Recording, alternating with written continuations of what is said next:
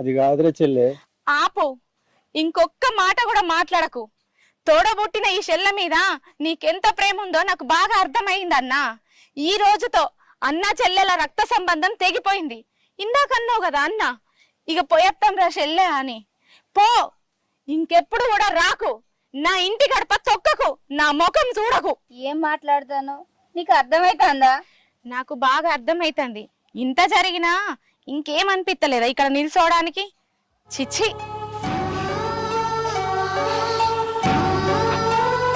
బావా ఆగు బావా, దాని మాటలేం పట్టించుకోకు. తెలుసుగా నీ చెల్లె గురించి.